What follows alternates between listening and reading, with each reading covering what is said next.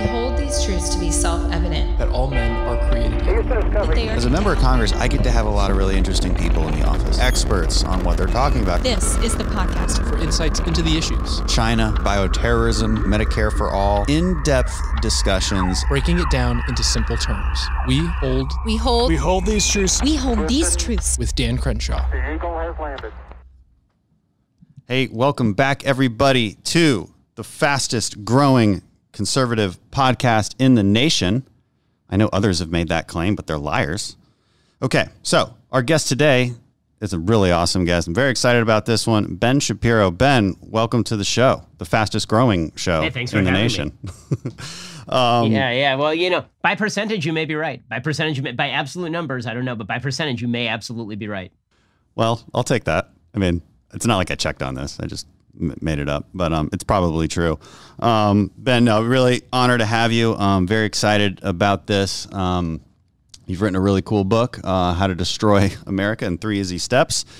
And it doesn't sound like a very happy-go-lucky book. And I guess it's not. I mean, it's a warning signal to us. And so we're going to talk about that. We're going to talk about all sorts of things. But yeah, again, really appreciate you being on. So let's just get right to it. In a very brief summary, tell us what the book is about, and then we'll dive into details. So the basic premise of the book is that if you are going to have a cohesive nation, it has to share a couple of features. You have to have a shared philosophy, like a basic creedal notion of what exactly the country is about. You have to have a shared history, so you have to believe that you're part of the same chain of history, even if that history has various groups victimizing one another. The history of the country is your history too. And then you have to have a shared culture. You have to speak the same language. And when I say speak the same language, I don't mean you have to all speak English. I mean that you have to use the same moral terminology. You have to live in the same moral universe. And if you don't have those 3 things, you're going to fall apart. If you're even missing one, you're going to fall apart. And right now, all 3 of those elements are under attack from people I call disintegrationists. I think they are mostly on the left. I don't think they're relegated completely to the left. Disintegrationists believe that American philosophy is bad, that effectively it is just a power politics that is papered over by some nice words in the Declaration. They believe that the American culture, which is based on the notion of rights we have against other people, that those rights really ought not exist, that those rights are mere weapons in the hands of the tools of the powerful, or tools in the hands of the powerful, rather. And they are attacking America's history, obviously, with things like the 1619 Project, suggesting that America is uniquely evil, rooted in racism, sexism, bigotry, homophobia, and power dynamics. So when you get rid of all those things, what you're really attempting to do is tear out the roots of the country. And that is obviously what is happening right now. I think that when I wrote it, I didn't realize just how relevant it was going to be when it came out. Yeah, that's really unfortunate and also true. And I like the word disintegrationist because it tells us something important there, which is that there is no alternative that they are promising. You know, and when people say, yeah, you got to kneel for the flag, I'm like, well, are you offering an alternative? And if you're going to tear down this particular symbol, what are you offering up in its stead? And that's a pretty important question to ask. And I think the word disintegrationist as a label makes a lot of sense because it truly is disintegration with really no end in sight except more disintegration and more disunion. And so you have 3 categories that you basically hit upon. The first one being the American philosophy. Okay, so what's the right American philosophy, and then I guess what's the wrong one according to the disintegrationists? So the unionist American philosophy is the philosophy expressed by the Declaration of Independence, namely that all men are created equal, meaning not that we all have the same qualities, but that we all have equal rights before each other, before God. We're created in the image of God. And therefore, we don't have the ability to trample all over each other. And we ought to be treated equally before the law based on our actions, not based on our immutable characteristics. I mean, this is all stuff that you've talked about in Fortitude, obviously, in your book. The second element of that is the idea that you have rights that preexist government. Because you were made in the image of God, you have rights against other people. People are born free. This is very Lockean stuff after John Locke. The idea that people are born free and that you don't have the right to encroach on other people's rights and they don't have the right to encroach upon your rights. And then finally, the government was instituted in order to protect those rights. It wasn't instituted in order to seize those rights away from you and then give you privileges. It wasn't instituted in order to do the collective will. It was instituted in order to protect those core rights that could not be protected absent some sort of collective body that was enforcing those rights. And as soon as government stopped being that, as soon as government overreached its boundaries, it ceased to have a reason to exist. These are all the purposes of the American Revolution. And under that rubric, we form a constitution that is institutionally designed to achieve all of these things. So equality before law is protected by due process. The belief that all men are created equal is protected by the Equal Protection Clause. The notion that it's a limit, it's a power of limit, they're limited government. The government ought to be limited. That notion is protected by the enumerated powers of the Constitution. The belief in rights, that's protected by not only the Bill of Rights, but by the structural Constitution that has checks and balances and prevents the government from overrunning both your rights and the system as a whole. This is the way that the system was constructed. With this ideology in mind, as Lincoln suggested, the Constitution is the frame of silver surrounding the Declaration's apple of gold. This is the American philosophy, the unionist philosophy. And then disintegrationists seek to basically destroy each element of that in turn. Yeah, they sure do. One thing I like that you write is that, and this is a little later on in the chapter, and I don't want to skip ahead. I want to go back to some of the points you make about human nature. But this is just such an important thing to maybe frame our discussion here. You say disintegrationists who make no commitment to any structural consistency in government. Sometimes disintegrationists are majoritarians, sometimes elitists, sometimes they favor legislature supremacy, sometimes executive supremacy, sometimes judicial supremacy. The point being that they're very opportunistic. And I liked that because I make that point in speeches very often. Say one of the biggest differences between the left and the right is the right adheres to a governing philosophy. It is a framework with which to solve problems. The left has no such thing. They do have goals. They have ideologies. They have beliefs, and I think maybe beliefs is the right word. And they have, but they will take any measure to implement those goals, and that's a very dangerous thing, and it's not something you should vote for. And I don't think most Americans realize that they're even trying to disintegrate the very system that we have. I think too many Americans take it for granted, to be honest. And so how do they view rights? I mean, they completely changed the definition of rights. That's exactly correct. So this gets to sort of the American culture of rights. When I talk about how we share a common framework, what I mean is that we've always spoken with each other in the context of rights. When I was growing up, it was, well, this is still a free country. Nobody says that anymore because it isn't quite as free as it used to be. But the notion was that I have rights against other people. The left has taken that notion and completely turned it on its head. They say that the right to free speech is just a weapon for the powerful, because powerful people use the right to free speech, but everybody else is unable to speak with the same sort of alacrity, and therefore the right to free speech is bad. The right to free association is bad because it allows bad people to refuse service to people who they don't want to serve. The right to bear arms is bad because it endangers other people, even though you yourself as a gun owner are not endangering anybody else. Rights themselves are weapons. The real rights are privileges, right? Government ought to be given all power in order to protect you from yourself and from your neighbors. And the only way to do that is to allow the government ultimate power. And then they'll give you back some privileges. They'll give you positive rights, because the true freedom lies in your stuff, right? You see this from Bernie Sanders a lot. His sort of main contention is that you can't be truly free unless you have a house, unless you have a car, unless you have a 2-car garage, unless you have all the things that all the other people have. Then rights are merely an unfulfilled promise. This is something that goes all the way back to FDR. FDR openly talked about this. When he talked about freedom from wants, this is what he meant. Yeah. All the other rights, all the other freedoms that he talked about, freedom of religion and freedom of the press and freedom of speech, right? These are all traditional rights. But when you say freedom from want, you are now completely shifting the burden onto everybody else to take care of you. And that's a very different thing. The shift from what they call negative rights, meaning rights against other people, to positive rights, meaning stuff I can demand from you, is a really devastating one and a telling one. And it's a hard argument to fight against because, again, it's so appealing to have somebody approach you with basically money in hand, saying, work here to fix all of your problems. That's a very strong pitch.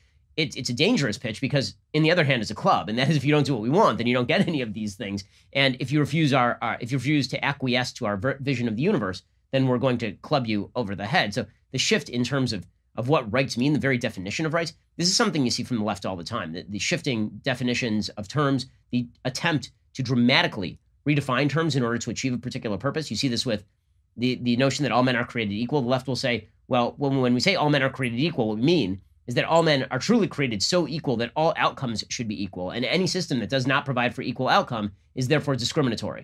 Okay, that's not what all men are created equal means. When we say that we defend rights, and then they say, well, how about the right to housing? That's not what rights mean. You're now talking about an entitlement. So shifting, using the language that is popular with Americans, and then shoehorning in a bunch of ideas that have nothing to do with those ideas, it's a really powerful strategy, and the left has done it quite well. They really have. I mean, let's just look at the modern conversation right now about, say, coronavirus. And again, I say this all the time. The easiest thing for me to do as a politician to get your votes is to promise you stuff, and to say that you deserve it. And if I really want to go extreme, I'll say it's your right. And when people hear that, it's like you said, it's a really powerful emotional manipulation. Oh my God, that's my right. And then when somebody else says it's not, then it infuriates you because the word right, it means something to us. Now, I don't think a lot of us have thought very deeply about what it really means, but it obviously means a lot, because to take it away is it's excruciating to people, makes them angry. And then that makes the other politician who says, well, hey, hold on a second, guys, that's really not how this works. It makes them the enemy, makes them evil. I wrote about the notion, you mentioned this, so I want to hit on it real quick. I wrote about it in my Wall Street Journal article, trying to explain why lockdowns have become a partisan divide. And I list a lot of reasons, some of which are psychological, some of which are political. But one of them is that we view freedom differently.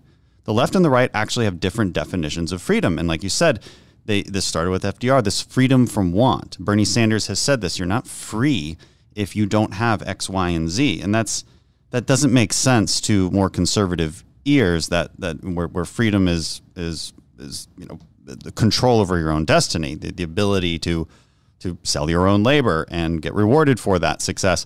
They've completely changed definitions, and we don't do a good job, and you do a great job of this, and I take a lot of leads from you, where you have to argue with the premise first. And sometimes we get caught up as conservatives arguing with housing policy because they said housing is a right. And you have to go back a second and say, wait a second, your premise is wrong. We have to back up a few steps here. Stop it, because we grant them that premise, and then it's all over at that point. Human nature. This is something you often talk about as a big difference between the left and the right, and how we view human nature. Explain that to us. This is one of the more, I think, less self-evident and obvious distinctions, and so I want to get it right here. Yeah, I think that the vision of human nature that conservatives hold is essentially a Judeo-Christian vision of human nature. It also happens to be more accurate, which is human beings are capable of great evil. They are capable of great suffering. They're also capable of great good. And they have agency. They have choice. They have the ability to make choices in life. And because people are capable of great evil and great good, you shouldn't trust them with too much power. Because if you give anybody too much power, you just don't know. Is this going to be a benevolent dictator, or is this going to be a Hitler? You don't know. And that's why you need checks and balances. It's why you don't trust anybody to be the sole repository of power. For the left, all human beings are innately perfectible. And because human beings are perfectible, because they're just merely clay to be molded, what human beings really are is just the manifestations of the systems in which they live. This is a very Marxist view of human nature. The human beings, all the flaws in humanity, all the violence and cruelty and sin of humanity, those are not indigenous to humanity. Those are created by the systems under which they labor. So if you live in a capitalist system and there are bad people in a capitalist system, those people were created by capitalism. If there's inequality, that's not created by the innate sinful nature of human being. If there's cruelty, that's not human beings being sinful and the system militating against that. It's the system creating human beings as sinful. So if we just perfect the system, then everything will be all better. You see this actually most now in the sort of Ibram Kendi, how to be an anti-racist shtick. He openly says any system that results in racial inequality of any kind is a discriminatory system.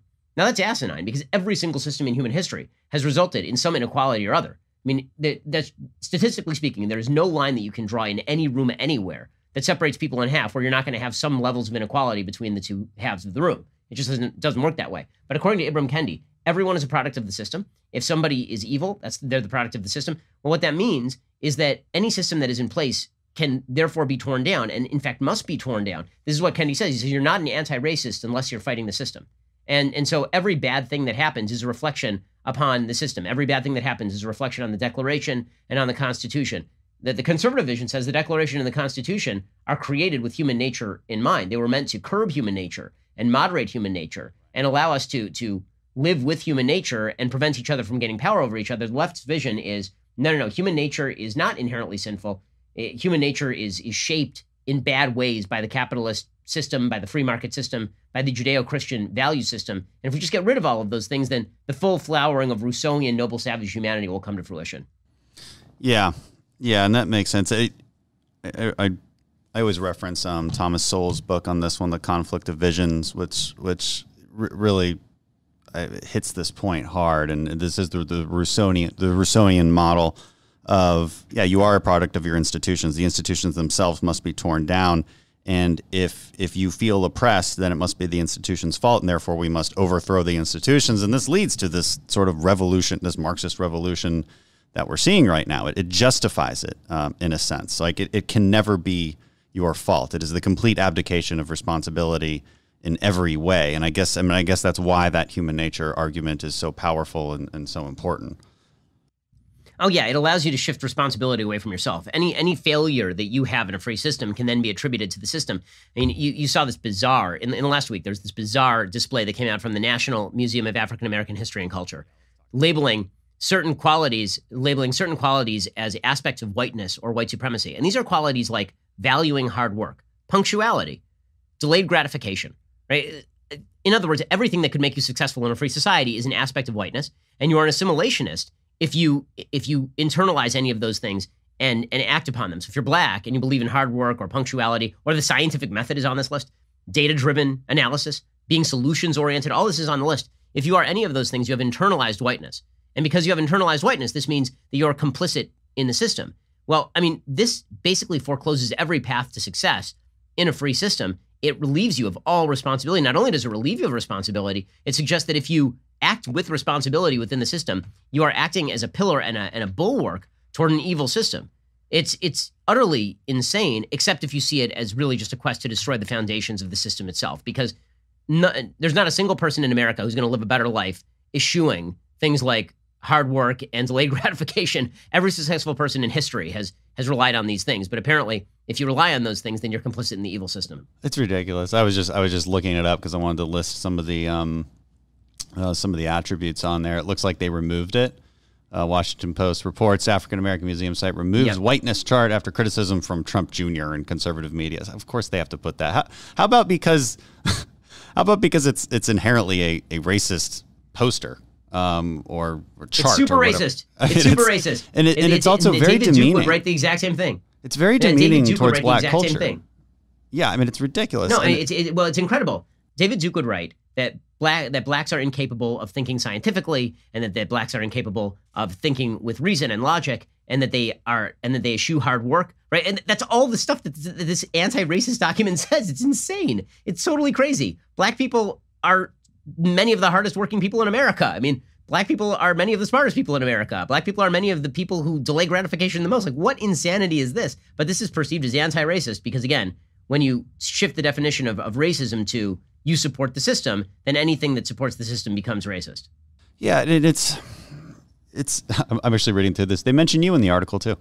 Ben Shapiro described the chart as crazy and evil and said it suggests all pathways to success, hard work, stable family structure, individual decision-making represent complicity in white supremacy. Well, that's exactly right. And that's exactly the problem because, listen, you could go to like 9 out of 10 people in the black community and list these attributes, and they would say, yeah, these are probably good attributes to live by, I think. Just like most people would agree on. But what you're now doing is you're vilifying these attributes, and that's a really scary thing. And it's the worst thing you can do. It's the worst thing you can do, especially to a kid. And by the way, I don't think it'd be 9 out of 10. I think it'd be 10 out of 10. The one exception in America is like Ibram Kendi. It's all white woke liberals who support this bullcrap. Yeah, that's true. I'll correct myself on that. It gets to what I say a lot. What would you teach your kids if you loved them? And I think liberals, conservatives, people of all skin color, I think they will probably generally give you the same answer to that, and it will look a lot like this chart. And so what I'm always confused by is when liberals go out and they we've always said this as conservatives. We've always said like liberals are against this stuff, and then moderate voters and people who aren't really involved in politics, they'll be like, "What are you guys talking about? You conservatives are just slinging mud again." Well, now it's like we have so much proof of it, and I don't want to have all this proof. I wish we were more wrong, but the last couple of months has demonstrated completely otherwise. And I say you live by these values. You must, because maybe you're successful and you're a successful white liberal, but you try to destroy them in public. And I'm trying to figure out the intention behind that. And so maybe that's a question for you. Like, what is the intent here? I think that. having actually taken the time to read the worst book I've ever read, Robin DiAngelo's White Fragility, I think that the intention behind here is really twofold. One is dissociation from other white people. You're better than other white people because you understand the secret systems of power. And when you perform this sort of Maoist struggle session, I understand my own racism, you're not really saying that you understand your own racism. You're saying you're better than all the other white people who are blithely moving along to the tune of the American system. So there's a certain amount of pride you can take in dissociation. There's also an enormous amount of self-congratulatory backpatting and power that comes along with saying that you are in charge of American life. Like if you read Robin DiAngelo, she basically says black people have no agency and that white people have to fix all of the problems for black people. And black people have no responsibility to fix any of their own problems because white people made the problems. So what does that do? It means Robin DiAngelo has a hell of a lot of power in her world, right? The only way that you can cure yourself of the racist thetans is to get Robin DiAngelo to come speak at your company for 10 grand a pop. And then she will heal racism on behalf of all black Americans because after all, it's her work to do. Right? Black Americans have no responsibility or agency in their own lives because of the evils of the system. Therefore, this gives a lot of white woke liberals a twofold feeling of happiness and self-fulfillment. One is that they are better than other white people. And the second is, perversely in racist fashion, that they are more important than black people. Only their opinions count. Yeah, no, it's extremely demeaning. It's condescending. And it's gross. It's gross behavior. I can't believe that they've gotten away with it for so long. I think Malcolm X is quoted saying, like, beware the white liberals. And I think for this reason, this sort of like white savior complex. And I point out to people, listen, conservatives, Republicans have been consistent on these issues all along. Because, we are not the ones swinging the pendulum back and forth. And you talk about this later, and we'll get to that, the third part, the American history, where, basically the disintegrationists, the leftist ideology has always favored inequality for the sake of some kind of ideology. Before, it was very racist against the black community. And now it's effectively the opposite. The pendulum swings back and forth. Republicans have always been on the right side of this, meaning we believe in the Declaration of Independence creed, all men are created equal, period. And if you veer from that, you put yourself back into the tribalism that is human nature and that the human race has lived in for thousands and thousands of years. And it turns out it didn't go so well. It turns out we have it better now, and maybe we should be grateful for that. Okay, I want to ask you about you don't get into this too deeply in the book, but I've been meaning to ask you about it because it's been prevalent in the news lately with Supreme Court decisions, and it's discrimination law in general. And so the Supreme Court decision on I can't think of the decision right off the top of my head, but it had to do with the Civil Rights Act of '64 and the extension. Are you talking about the Title VII sexual discrimination of the Civil Rights Act, the Gorsuch decision? Yes. With the funeral home, and basically somebody comes to work one day and they're dressed totally differently. And the way they've transitioned from a man into a woman, and you can't fire them. Now, and again, I don't want to get into the weird textualist definition that Gorsuch used to make that decision. I want to have a broader conversation about it and how you see discrimination law and what the right way is to deal with it. Because on the one hand, I think we would all agree we don't want anybody being discriminated against or fired or only hired for immutable characteristics. But can we distinguish properly in our heads between immutable characteristics and behaviors? And is that the right way to maybe look at this so that we can all sort of live together peacefully? Because it's one, and I think the military philosophy sort of got this right with its transgender policy when it kind of had one, which was if you show up to work one day, and instead of Ben, you are Beatrice. My response to you simply has to be, fine, get back to work. That's it. Like you can be Beatrice, but you just have to get back to work, and your behaviors can't change. Okay, you can't now take the female physical standards tests. You can't wear female uniforms. You still have to be your biological sex, but I can't fire you. I can't discriminate against you just because you believe you are that other sex now. And I think that's rather healthy because it distinguishes between immutable characteristics and behavior. Is that a way we could possibly move forward on all this? So I think that that ship may have sailed already because what the left has done is they've conflated immutable characteristics with behavior. I mean, what they've basically said is that your gender identity is an immutable characteristic, and even though you are literally muting yourself, right? I mean, you're literally changing yourself. I mean, you're having surgeries and you're wearing dresses, and I mean, they say that is all part of the immutable characteristics.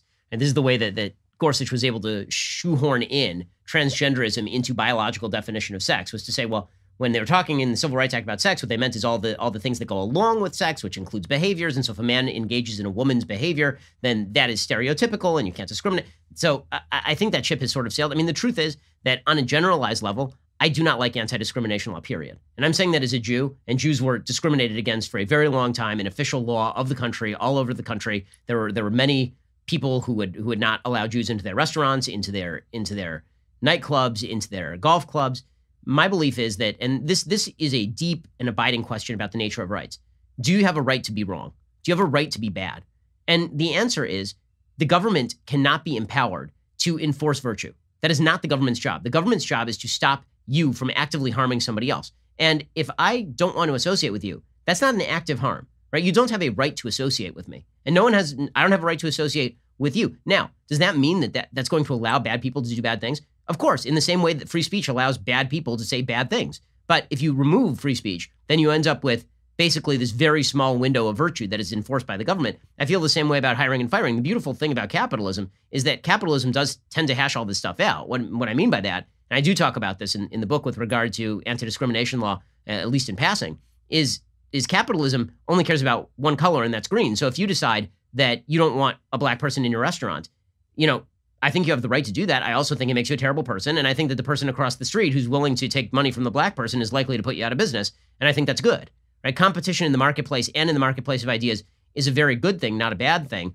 I think that the attempt to use anti-discrimination law to curb innate human sin is a mistake and enables the government to go way too far in a variety of directions, which is why you see there is no limiting principle for the left. Once they say that you're not allowed to discriminate on the basis of sex or race, which, listen, I see the virtue in that. I think everybody sees the virtue in that. Then they quickly move on to, you're not allowed to discriminate on the basis of one of your employees came in at a Hooters and said he's a man and said that she is a man today, or that you are a person who bakes cakes and now you are forced to violate your own religious scruples because otherwise you're engaging in discrimination against a gay couple who wants a cake for their wedding. Right. Yeah, I mean, I largely agree with that philosophy, and I hope that ship hasn't totally sailed. Legally speaking, it's a little unclear, and that decision we were talking about just threw it into an entire mess. Because if behavior truly is an immutable characteristic, then what's the next step? Are conservatives going to need to protect themselves and say, that political leanings must now be a protected class because conservatives are getting fired constantly for being a Trump voter? Where does it end? I mean, there's no limiting principle, as you noted. I think me personally, I probably am a few different protected classes of, veteran, disabled, whatever. If you want to call a guy with one eye disabled, I don't, but technically I am. And it just gets ridiculous. And can I always make that case? And obviously discrimination law came at a time when there was true systemic discrimination. Right. And it probably made a lot of sense back then, but I think it's clearly gone a different direction. All right, what I want to stick on your book here. All right, so that's the American philosophy. Okay, it centers on our. And this is important. I don't think a lot of Americans really understand what Americanism really is, but there is a rational definition of rights. There is a rational definition of equality. There is a governing philosophy and framework that we use to solve problems, and you can't just change that into some majoritarian craziness, which effectively means 51% of the population clubbing the 49% over the head, telling them what to do. And by the way, everybody, if Biden gets in the presidency and Democrats are in full control, they have a lot of steps they can take to implement this majoritarian ideal. Okay, whether it's adding Washington, D.C. as a state, adding Puerto Rico as a state, adding more senators, getting rid of the filibuster, getting rid of the Electoral College, you basically have no reason to even have a bicameral legislature anymore. The federal system of electing the president will be taken away, and it will literally be 51% of the population beating the other 49% over the head. Maybe not literally. I hope not. But that's a scary thing. Okay, so American culture. So what do you mean by American culture? What is the right way to look at American culture, and how are the disintegrationists trying to disintegrate it? So the American culture is really, and it's not about baseball or football or beer and wings, although all those things are wonderful. It really is about the idea that you have rights that adhere to you, and that it's not enough for you to have legal rights. There has to be a culture of rights where we defend people's rights even if we don't like how they're exercised. And that's sort of what we've been talking about in anti-discrimination law, but you certainly see this with cancel culture. So cancel culture is very much about the idea that we are going to destroy your career if we don't like what you say. And there are certain areas in which people ought to feel consequences for the things that they do. Like, let's say that you are in the newspaper business and you print overtly false stuff, right? Well, then presumably you're going to feel the consequences of that, and you should feel the consequences of that from the market. But let's say that you say something that is pretty mainstream and you're in banking and it has nothing to do with your job, and all of a sudden there are people who just object and they decide to go to your boss and try to get you fired. That would be cancel culture. If you say something that is well within the mainstream of American political debate, it's within the Overton window, and you're saying it and you're being ousted from your job for that. You're being pressured. You're being socially ostracized for that. That's what cancel culture is really all about. Cancel culture, more than anything else, is about intimidating people who can't defend themselves. So you and I are both lucky. We're in industries where our job is to literally say the stuff that we believe. But there are a lot of people who are in industries that not only don't value that, but that actively fight against people doing that. I get probably hundreds of letters every week from people who are talking about how they feel intimidated inside their workplace. What exactly did they do? And as long as we have a culture where the call out is valued more than a basic conversation, then it's going to get uglier and uglier out there. And that really does come from a view that the left holds about rights, which is that rights are actually bad. Rights allow bad people to do bad things. And so we really shouldn't have rights. And you've seen this shift most notably at places like the ACLU, right? The ACLU used to defend the idea that, I may disagree with you, but I'll fight to the death for your right to say it. The ACLU doesn't do that anymore. The ACLU says they have to weigh the value of free speech against competing values like tolerance. Well, once you've done that, it's over, because now you've just decided that free speech matters a lot less than whatever is acceptable in today's day and age. And you've seen the left militarize cancel culture in so incredibly strongly, particularly by weaponizing corporations. Everybody has this perception that corporations are these staunch Republican bastions. It's just nonsense. Corporations, number one, very often are run by people on the left. But beyond that, corporations are profit-seeking enterprises. If you can be the squeakiest wheel, you will likely get the grease. And this is what the left has figured out. All they have to do is say to a company that we will boycott you, or we'll give you our business if you hire Colin Kaepernick to kneel for the American flag. And companies will just go ahead and do it. And these companies are short-sighted because in 15 years, all the same people who are cheering them now, all the same people cheering Nike, within 5 years are going to be talking about how Nike is part of an evil ruling oligarchy and needs to be brought down to heel. But for the moment, all these corporations are risk-averse, and they do not want the sort of risk attendant upon defending rights. And so cancel culture is on the march right now, and it's winning. Yeah, it really is. And it's scary as hell. I mean, the cancel culture and outrage culture and what it's doing. I didn't think we'd be living in it in such an extreme fashion. And it's very much true about corporations. I don't understand when they think this is going to come home to roost. And I since I deal with leaders from all across the country on this issue, I always ask them, I mean, how long do you think this can go on? How long do you think you can have it both ways? Virtue signal to the progressive left so that they won't mob you to an extraordinary degree, but also still live in a free market environment. These two ideologies are not compatible, and you have to realize that. Yeah, that's exactly right. No, they do, and I don't think that they will until, unfortunately, there's pressure from the other side. And there's a lot to this, the cancel culture that is so dire and despicable, and it will eventually morph into law. So everything that starts as culture ends up as law for the left, because whatever is not forbidden must be mandated is sort of the philosophy of the left. And so if something is forbidden in the culture, then it must be mandated by law to be forbidden as well. So I have very little faith that the left would not, if it could, pass hate speech regulations that would outlaw speech they don't like. I have very little doubt that the left would clash with I mean, they've made clear they would do this. They would take guns if they could, because they don't like the fact that there are some evil people who would misuse that right, even though it is good people with guns who stop the bad people with guns. The left is perfectly willing to fight the most basic notion of rights in our culture, which is that there's a spirit of adventure that we are supposed to pursue. The disintegrationists believe that spirit of adventure is itself dangerous, that a spirit of adventure threatens the fair order of things, that entrepreneurialism is actually dangerous and exploitative. All of this makes it impossible to live in a country where people actually get to be free. Yeah, and really what you're defending here is liberal values. And I think it's important to point that out. These are, How did conservatives become the bulwark against protecting liberalism? Liberalism, of course, not defined as sort of the crazy leftism that we see today, but liberalism in the classical sense of defending freedom of thought, defending reason, defending the scientific method, defending freedom of speech, defending these Bill of Rights. Can you imagine? You write about this a little bit, that the founders were wary of even writing a Bill of Rights because they thought it was so unnecessary. They thought it was actually too limiting. By writing it down, they were afraid that the assumption would be that these are the only rights. How wrong they were. I mean, thank God we have the Bill of Rights. I mean, how quickly do you think those would have been taken away? It's scary. Yeah, although I will say that on the other side of the debate, they were right. The anti-federalists were in fact correct that the government would quickly read the Bill of Rights as the only rights we have. Right? That's why they've completely read out the 9th and 10th Amendments. They don't exist anymore. Right? The idea that there are rights delegated to the states and reserved to the people, that's been completely written out of the federal bargain by the judiciary. They basically suggested anywhere the Constitution does not protect rights explicitly, the government has the power to go through the Commerce Clause and through the Necessary and Proper Clause, unfortunately.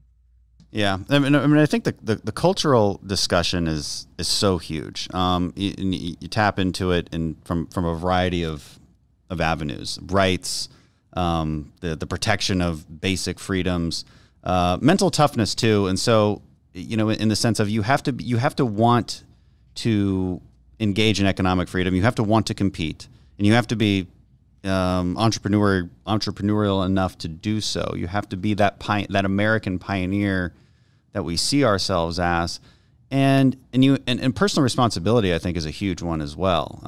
In fact, I think it's a bedrock of everything. And we talked about this at length before. If you remove agency from people, it's a form of tyranny to a huge extent. You've disempowered them.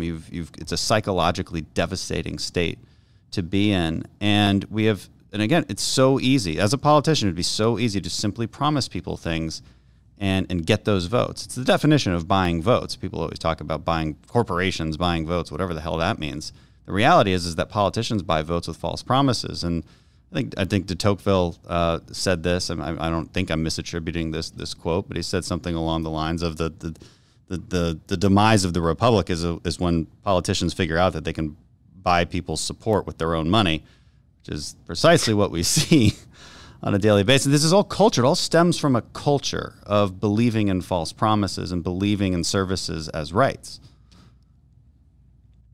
Yeah, no, this is exactly right. I mean, there are certain predicates to a culture of rights. You have to have social institutions that foster virtue, because otherwise you can't have rights. So the left has decided to trash the social institutions. Church and family are bad because they don't like the rights. Right? We all acknowledge that because rights come with the downside of people who just misuse them. You actually have to train people in virtue and decency outside of government. So the left has decided, you know what, we don't want any of that stuff. These social institutions absolutely need to go. The spirit of entrepreneurialism that basically says rights ought to exist because you can do it, right? That all you need is the opportunity and you can succeed. That spirit has been quashed instead has now been replaced with this spirit of dependency and entitlement. This is really dangerous stuff. I think that the culture is the first to go. Right? Philosophy and culture are hand in hand, and the left is pretty overt in its attack on philosophy. Its attacks on culture are much more subtle and much more effective because, again, they sort of make a very clever countervailing argument on each of these things. They'll say that social institutions, they hem you in, so why don't we just get rid of the social institutions? And then when the natural effect is worse people, they say, well, now we need government to come in and regulate you so that you're not hurting each other. When we say, we love a culture of entrepreneurialism and risk-taking and a spirit of adventure, they say, well, yeah, but that's only applied historically to a certain group of people. It doesn't apply to everybody. And there are a lot of people who are not going to succeed in that arena. And therefore, we have to value fairness over that spirit of entrepreneurialism and risk-taking. And wouldn't you want to live in the Rawlsian world behind the veil of ignorance where you don't know whether you're the risk-taker or the not risk-taker and you're better off so the government can redistribute and control everything? We're talking about the overthrow of fundamental elements of how we think and how we live. And the left has been incredibly successful in pushing forward with their own version, which requires less responsibility and demands less from you, but on the other hand, demands everything from you, namely all the stuff that makes life worth living, I think. Yeah, and we can point to a lot of these radicals that say things that back up this accusation quite to a huge extent. What I'm always struggling to explain to people is listen, there's a lot of well-meaning moderate liberals and even elected Democrats that don't even know any of this history. Okay, they don't, and they probably don't even think that way in sort of a disintegrationist mindset. However, they are captured by it.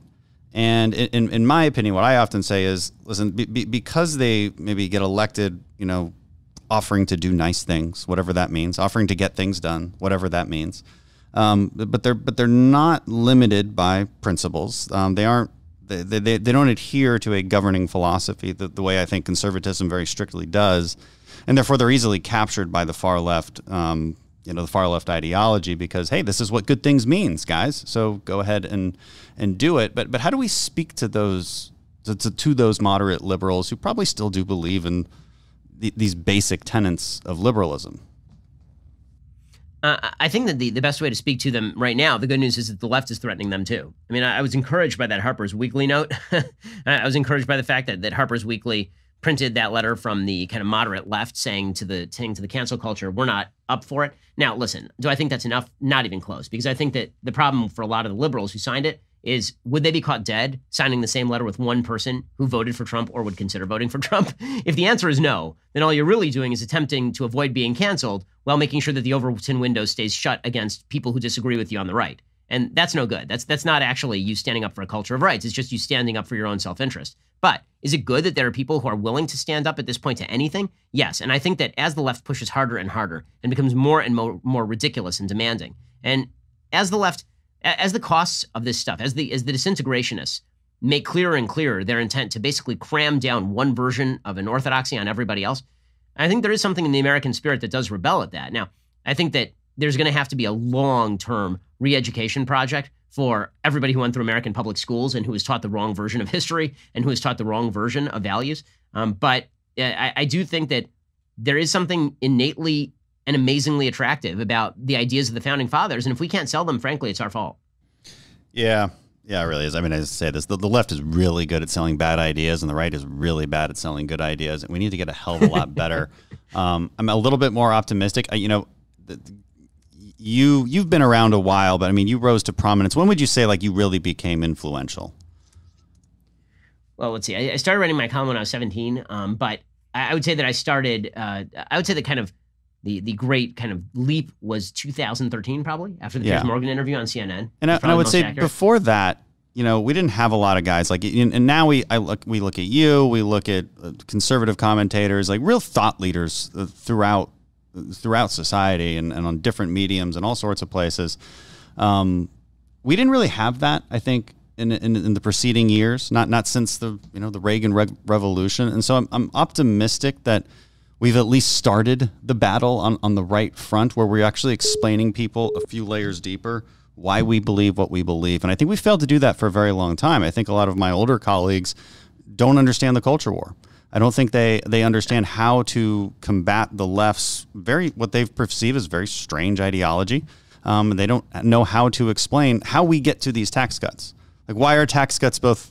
Why do we make these arguments both on an economic and a moral argument for these things? We've failed to do that for so long that it's left a lot of room for the left, unfortunately, and maybe even for the right. You actually talk about this common good capitalism. You're not a fan of it, so how does that relate to the issue of American culture, and how do you explain this, and why aren't you a fan of it? So the idea of classical liberalism and I think traditional American conservatism has been that you do have the right to do wrong because you have social institutions outside of government that are going to inculcate virtue, and that you can't live in a country together with a lot of diverse people unless you actually have a minimum set of rules within which you work. There are two ways to create a way to live together. One is to have a very bare bones set of rules within which we all operate, and the other is to have a very strict set of rules that you are forced to adhere to.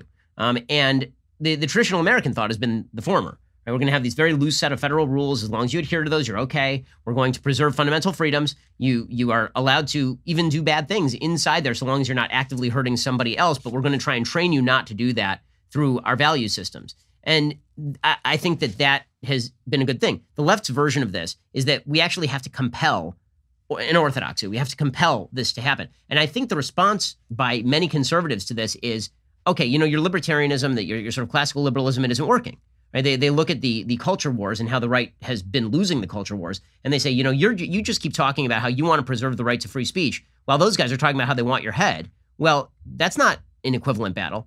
You're at a certain point, you're gonna have to fight back using the same tools that they use, and if that means that we're going to have to abandon economic freedom, if that means that we're going to have to abandon, the notions of free speech and liberalism, well, then I guess that's what we're going to have to do, because the preservation of virtue is at stake. And so if the only way to preserve virtue is by adopting a big government that is going to cram down its version of reality on everybody else, then that's what we ought to do. Now, that is also disintegrationist. It's just disintegrationism with a value system I'm closer to. It's disintegrationism because it essentially assumes that if you don't live within this orthodox set of rules, then you should be cast out into the wilderness. It's going to be very hard for people from California to live with Patrick Deneen and his version of reality, just as hard for that to happen as people from Texas to live with Nancy Pelosi's version of reality, which is why my view, and I think the view of the founders, is that California shouldn't govern Texas, Texas shouldn't govern California. Everybody should basically leave each other alone. But the sort of common good conservatism argument is that rights should go out the window in favor of preservation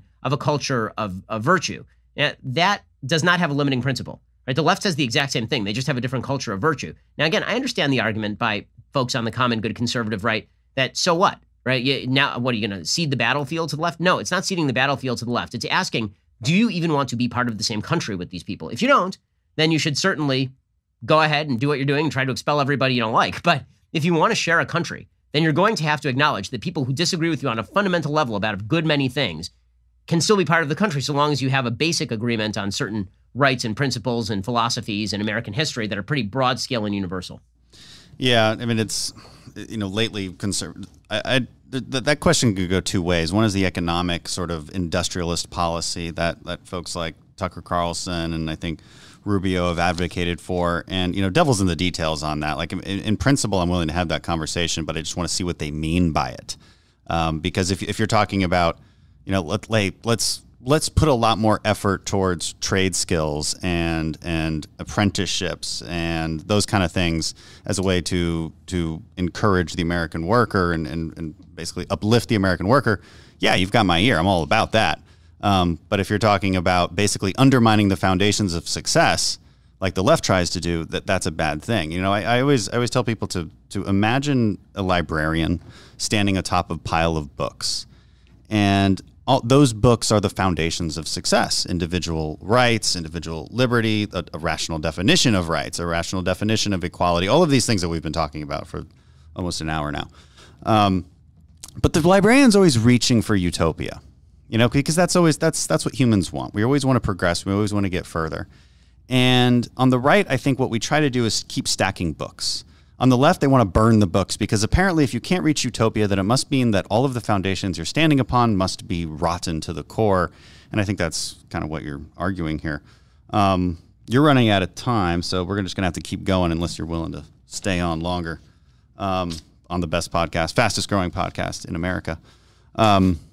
So let's get to American history. This is really important. You do a good job sort of summarizing what I think is a very largely agreed upon version of American history, outlining our sins, outlining the good parts and the bad parts. And, it's telling a story. It's a human story. We can't change it, as it turns out. That's the thing about the past. You can't change it. But then there's the disintegrationist view of history, which you point out started well back in the early 1900s, a variety, and they've been working on this a long time, this sort of counter-narrative to history. And it's always useful to have counter narratives. I think that's a good intellectual exercise. But the problem with our education system, it appears, is that we've only been teaching the counter narrative, right? That's exactly right. I mean, it's one thing. Look, I think Howard Zinn's books are really poorly written and poorly researched. But if you want to say that America's history was whitewashed and that we have to look at the bad sides of American history, I agree. But you can't teach only the bad side of American history. You can't teach only Noam Chomsky and Howard Zinn. And that's actually become sort of the de rigueur teaching of history at America's major universities because it's subversive and underground, and now you're learning the truth as opposed to what you learned when you were in school about how America's good. And this does require a context and fact-free reading of American history It requires you to believe all the nonsense peddled by the 1619 Project, that 1776 was about slavery, which it clearly was not, according to every decent historian. That you have to believe that America has never moved beyond its original sin at all, that basically American history is just a continuum of sin, morphing and changing, but essentially remaining the same. You have to believe that all of the bright spots in American history were actually kind of dark spots. We just lied about it. That the Declaration of Independence was a lie when written, that the Constitution was a lie when written. You have to believe that American history was all about exploitation, whether it is class exploitation or whether it is racial exploitation. You have to believe the Constitution of the United States was written as an exploitative document and the Declaration of Independence was a lie. And that narrative has become very attractive to a lot of people because it does grant a feeling of dissociation. I'm not responsible for the sins of the past so long as I recognize that the country I live in is inherently flawed and bad. I'm a citizen of the world. I'm not one of those Americans with their jingoistic flag-waving nonsense. It makes people feel good in sort of the disintegrationist halls of power in universities. It also happens to be absolute nonsense. And it requires a fully context-free reading of history. So you get stories about how Christopher Columbus and the discovery of the Western Hemisphere by the West, how this was a truly uniquely horrible event. And it's like, well, you don't have to defend Christopher Columbus's treatment of the Arawaks, which in many cases is indefensible, in order to recognize that overall it's a pretty damned good thing that Western civilization came to American shores. I mean, there are a lot of pretty good developments, namely the uplift of billions of human beings all over planet Earth, and namely vast prosperity, longer time span of living, more freedom in the long run. You don't have to overlook any of the bad parts of history in order to recognize that overall a thing was a good thing. And the same thing holds true with the American story. You don't have to blot out any of the myriad evils and the horrific evils of slavery in order to recognize that slavery was a common institution through all civilizations across history. And what made America unique was the fact that we put slavery on a road to abolition, is the fact that we as a country had not only moved beyond slavery, but moved beyond Jim Crow, elected a black president, freed billions of people from poverty and slavery the world over, of all colors and all races and all ethnicities and all creeds. That's the story.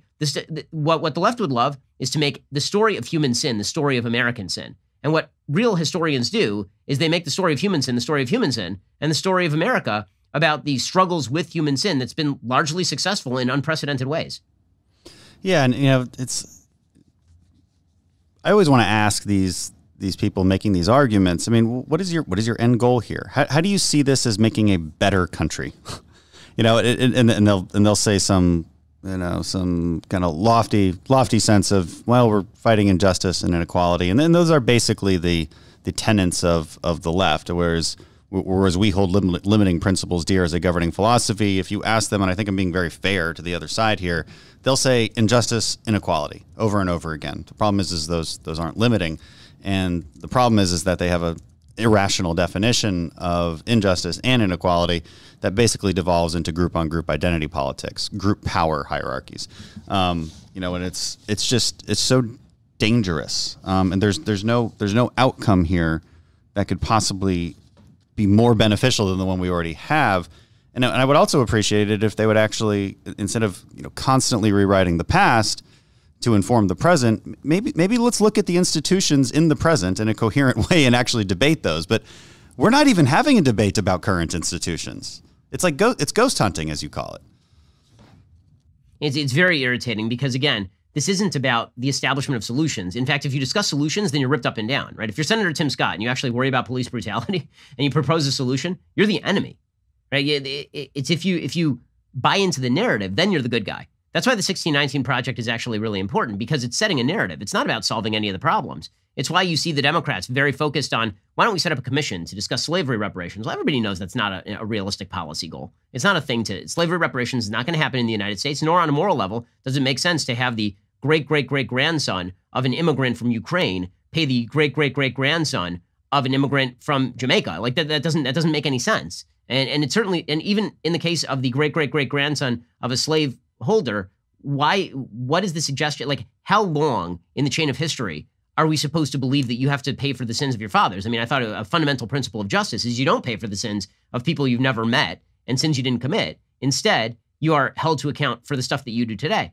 But the inordinate focus on slavery reparations is more about virtue signaling and signaling about the evils of the system itself than anything else. And Ta-Nehisi Coates makes this absolutely clear. I mean, in his original Atlantic piece, the case for reparations, he admits near the end, he says, I don't know how to implement this. He says, even if it were implemented, I don't think it would solve any of the problems. And so it's like, well, then what are you doing here? And the answer is we are redrawing the narrative of America as inherently evil, and it has to be torn down to the foundations and then rebuilt in whatever blueprint Ta-Nehisi Coates has in mind. I don't even know if they care. I think it's just about power. I want to read a quote here that you have. Since America is, by all available metrics, incredibly tolerant and open, it has grown more and more difficult to find instances of true oppression in America. When demand for victimization narratives exceeded supply, disintegrationists mine American history for such oppression, then declare that modern ills can be attributed to historical injustices. Sometimes, to some extent, that is the case, but the outsized attempt to pin modern, continuing ills on events centuries old wears thin for those who would rather solve problems than create them. And this is true across almost all issues, right? The left starts off of a premise of drastically overstating a problem. Now, they might argue that conservatives always understate problems. Maybe that's true. Maybe I think there's a good balance between the left and the right. I think it's a necessary balance. And I think Jordan Peterson talks about this the best way, right? The right wants to preserve traditional hierarchies. The left wants to tear them down. But maybe it's okay to point out problems within traditional hierarchies every once in a while, okay? That there's a decent and logical balance between the left and the right. But as it gets better, as life gets better, which it inevitably does, if you're on the left, you've got nothing to fight for if you don't believe there's an absolute crisis at hand at all times, whether the world's ending in 12 years because of climate change or whether 1 in 5 children are starving to death in America or whether our doctors can't get masks. I mean, it doesn't matter that these things aren't true or that or at least that the problem is just more complex and more nuanced. It doesn't matter to them. They need revolution, and they have to convince you that you're living in crisis in order to justify that revolution, which is really just a bid for power. Yeah, that's exactly right. I mean, for the left, the greatest nightmare for the left is that the system actually works. I mean, that is the greatest nightmare. They are very much afraid that the system of capitalism and free markets and rights, that it actually will work, because their entire contention has been that this system is inevitably going to fade away, that it's going to fold, that it creates inequality and suffering. So when it actually works for people, when it turns out that it is not race, that things like hard work are not race specific, in the white fragility model, then it belies their entire program, which is that their world is a fairer and better world. And this is what's so bizarre about the world we're living in. Up until the pandemic, we were living in the freest, most prosperous time in human history, and it is not particularly close. And the rage was palpable. People were pissed off. It's like, what are you angry at? That the system's not working or that the system is working? Yeah, it's ridiculous. And it is really, all of these, we're having more philosophical conversations on this, but it's highly applicable to the conversations around, recent police brutality, race riots, all these things, but also coronavirus issues, the way we perceive freedom. I've been perplexed by people calling for lockdowns. And I want to ask them, why do you need the government to tell you where you can and can't go? Like, really, why? Like, why is that so important? Or why is it so important you to tell other people where they can and can't go? Why doesn't any semblance of personal responsibility seep into the conversation even just a little bit, especially when we start to actually analyze the costs and benefits of lockdowns? It's, we really have let go of that culture that you describe in the second part of the book. Yeah, and that's the scary part, is it feels like we're sort of on the brink here. And I know there are a lot of people in the liberal audience who are not full-on leftists, they're not disintegrationists, and they're listening to stuff like this and they're saying, well, I actually agree with some of this stuff. I just don't like Trump. And the answer is, okay, well, it's not about Trump at this point. The question is, who do you think is going to be more likely to forward a disintegrationist agenda that wrecks the heart of the system? And that's really what your vote should be based on. And I'm not even talking at this point about the presidency. I'm talking about, who do you want to control the Senate? Like, there are very real ramifications to this sort of stuff. Do you actually want somebody like an AOC having more power in the House, or do you want her having less power in the House? Because there are people with a pretty obvious agenda here, and that agenda is to continue the ongoing destruction of all the things that have created world prosperity and freedom. Yeah, and I mentioned that before. It's a lot more than policy differences. I think the differences, in the 90s or even the early 2000s between Republicans and Democrats, you could, they were more minute. I mean, I think we agreed upon a lot more, just foundationally speaking. Obviously, we wanted to go left and right in different directions on policy, but that has fundamentally changed, and it's hard to convince people of that, because I think a lot of liberals would read this book and be like, why are you straw manning me? You know, they would be like, I don't believe in all that craziness. And my argument to them, and I'm assume yours is as well, is, well, but you're still voting for a political party that is fundamentally supporting this direction. I mean, it really is. And I realize that there's a lot of moderate politicians, Democrats, that if it was just me and them making policy up in Congress, I think we could probably get along just fine. But it's not. And what they've really done is provided a nice, reasonable face to a very, very radical movement. I mean, I couldn't agree with that more, and that's really too bad. And I think this is why I'm calling for folks on the non-disintegrationist left and the non-disintegrationist right to at least hold hands when it comes to some fundamental values, even if we're going to disagree about tax rates and the role of government. I'm just going to keep asking you questions, by the way, until you say, "Hey, Dan, I got to go. All right, I got a family." Oh no, Dan, I actually have to. I actually do have to go. My wife will murder me, but it's. Well, I hope not. She is a doctor, after all. She could. Well, she'll know how to kill without anybody knowing the difference. So. Oh, geez. This got dark, man. This got dark. Ben, no, I really appreciate it. As your listeners know, you've been begging to come on my podcast for how many months now? Years, long before the podcast existed. Right. Dan, are you going to have a podcast soon? I have all the texts to prove it. They're all late at night, which is weird. Some of them you use emojis a lot. I don't know if your listeners know that about you, but you're a big emoji guy. A lot of hearts, smiley faces. It's just weird that you send me those things so late begging to be on my podcast, but it's fine. I'm really glad we had you on. Very smart guy. And you're just, let me just be honest, you're just incredible for the movement. I can't say that enough. It's a great book, How to Destroy America in 3 Easy Steps. Everybody should read it. So Ben, thanks so much for being on. It's been an honor. Hey, thanks so much. Appreciate it. Be well.